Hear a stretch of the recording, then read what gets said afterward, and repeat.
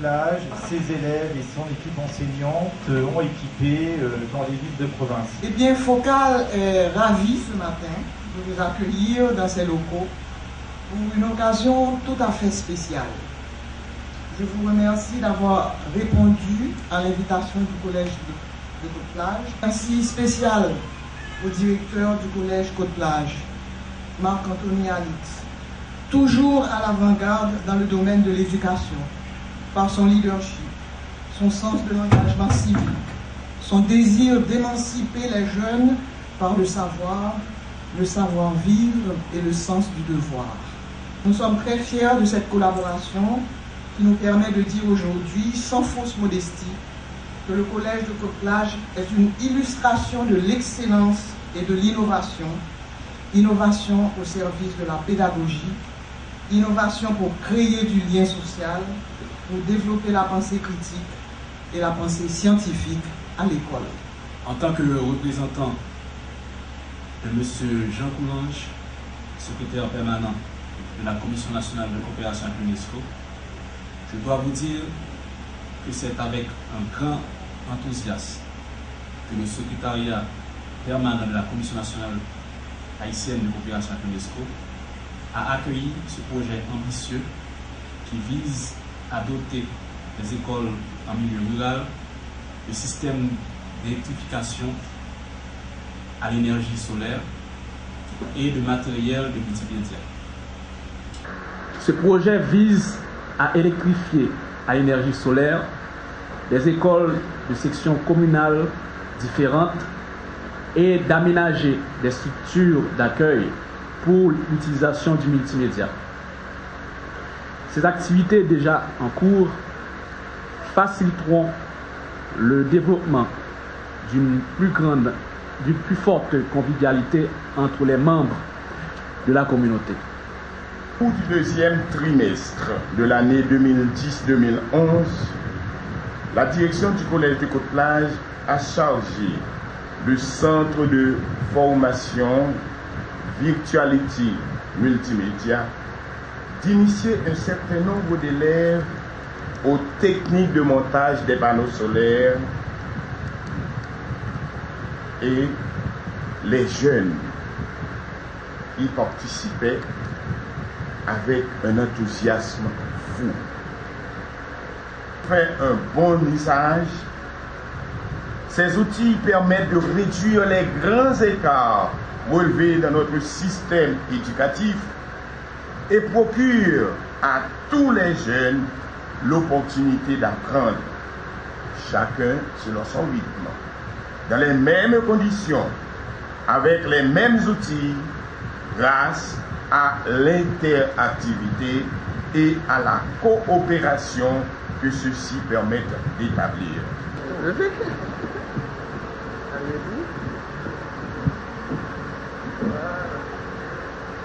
Madame Duvivier Pierre-Louis, c'est avec un grand estime que nous vous remettons ce bouquet de fleurs au nom de nos camarades du Collège de Côte-Plage. Ce bouquet représente la grande et haute estime que nous avons pour vous. Merci.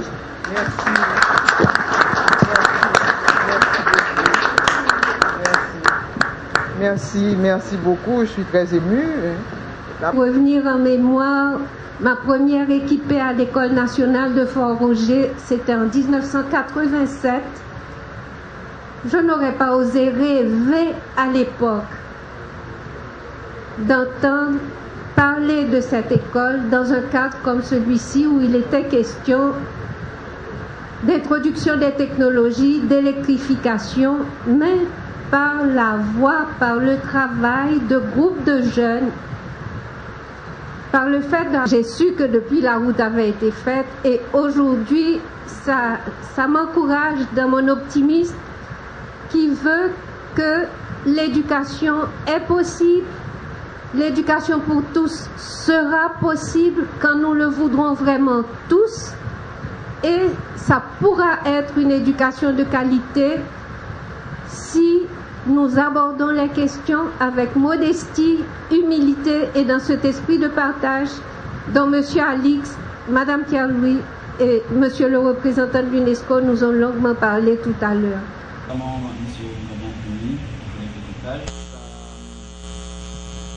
sa générosité, son dynamisme ont fait en sorte que le défi qui était sur un autre projet, qui n'est pas celui présenté tout au long de cette matinée, puisse s'unir de manière très naturelle à ça, puisque nous partageons une vision commune et que nous allons vraiment dans le même sens pour améliorer la qualité de l'éducation ici en Haïti. C'est un privilège pour moi de participer à quoi que ce soit pour répondre aux devoirs du citoyen que nous sommes. Et j'utilise le mot de devoir du citoyen parce que je pense que ces expériences ne sont pas des expériences comme ça. Je les prends comme des expériences, comme un devoir du citoyen. Et j'en profite aussi l'occasion pour remercier tous les organisateurs du programme, à tous les niveaux qu'ils se soient. À tous les niveaux, je remercie tous les organisateurs pour nous avoir permis de faire ces expériences et de répondre à notre devoir. Il faut dire aussi que ces expériences nous ont permis de voir combien que nos jeunes ont besoin de nous et aussi combien l'avenir de notre pays est aussi fragile. C'est pas toujours facile d'aider, de plus qu'on est étudiant, on n'a pas beaucoup de temps, on travaille tout ça, mais quand même pour aider, on n'a pas besoin d'être de l'administration publique pour aider. Tant qu'on a un peu de volonté et de sacrifice comme on a fait, on peut toujours le faire. Merci. Privilège aujourd'hui de participer à ce grand projet innovateur. Et nous avons un travail commun à faire et c'est sûr que moi j'interviens au niveau de la pédagogie. Le temps est révolu où tout le monde croyait qu'il suffisait à l'enseignant de parler pour que les élèves apprennent.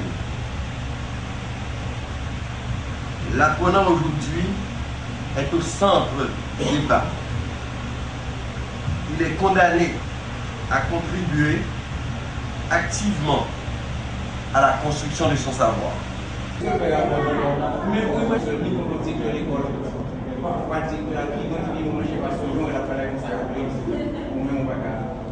tout cas, s'il attend des gouvernements, ça va y exister.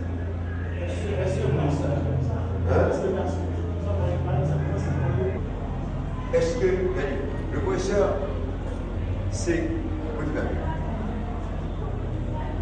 il fait les... C'est ça que vous savez, vous n'avez pas fait l'école. Même pour le marché. Et des fois, vous savez, vous faites l'école, même là, comment taxe là, on parle de nos jours d'éducation pour tous. Certains ajoutent éducation de qualité pour tous. J'aimerais vous poser la question. Quand nous parlons d'éducation de qualité pour tous, qu'est-ce que nous entendons par qualité de l'éducation? La deuxième question, c'est qui doit avoir accès à une éducation de qualité?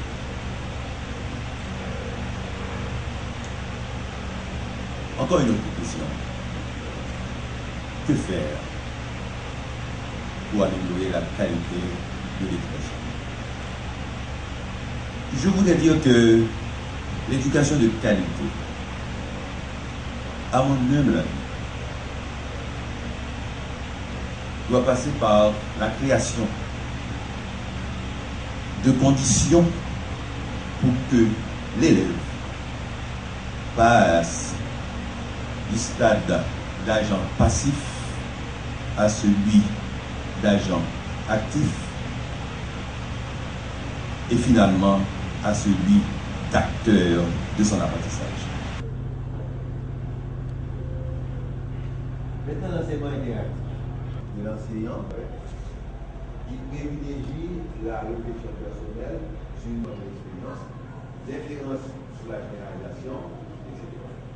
Maintenant, par exemple, alors ma exemple que moi-même je connais, et voilà, on a fait un séminaire sur la résolution de conflits en milieu scolaire. De connaissances, de connaissances ou de l'expérience, au cas où le droit continuait les autres agents à genre d'activité ça. Donc, l'équipe chercheur, en fait, collège de toute plage, il y a une solution qui obstacle, mais pour formation et donc beaucoup plus facile. D'arriver dans la classe là et ça va marcher. Si vous arrivez dans la classe, ça va marcher, on va le faire. Si l'on arrive dans la classe là, vous faites une leçon que vous faites. À ne pas oublier, lorsque nous préparons tout le bagage, le professeur va le faire expliquer. Il faut voir que l'école du 21e siècle, je parle d'une manière générale, je parle de l'école, soit dans quel que soit le pays où l'on se trouve, l'école a deux grandes missions. L'école doit former le futur citoyen et l'école doit former le futur travailleur. Posez-vous la question peut-être, et après 3 ans, quels seraient les emplois disponibles sur le marché? Pour quel emploi sommes-nous en train de préparer nos enfants? À la réponse à cette question, peut-être chaque personne et chaque enseignant, chaque acteur dans le système va prendre conscience qu'il faut voir l'éducation d'une autre manière.